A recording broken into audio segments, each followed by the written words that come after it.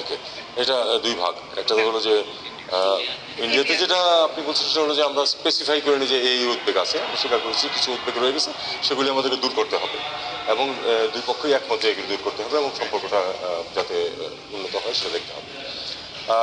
মার্কিন যুক্তরাষ্ট্রের যে বিষয়টা, এটা তো বাংলাদেশ স্পেসিফিক না। কাজে এটাতে আসলে এই মুহূর্তে আমাদের কিছুই করার নেই। এই মুহূর্তে আমাদের কিছুই করার নেই, আমি মনে করি আমাদেরকে অবজার্ভ করতে হবে এবং আমাদেরকে মোডাস ভিভেন্ডি খুঁজে বের করতে হবে যে আমরা এর মাধ্যমে কী করে সাঁতার করতে পারি। পররাষ্ট্রমন্ত্রীও ব্যাপারে মানে এগোবেন, আমরা আমি তাকে ইনভাইট করেছি যে আমাদের তো ফরেন সেক্রেটারি লেভেলে মিটিং হয়েছে, ফরেন মিনিস্টার্স লেভেলেও কিন্তু আমাদের একটা মেকানিজম আছে।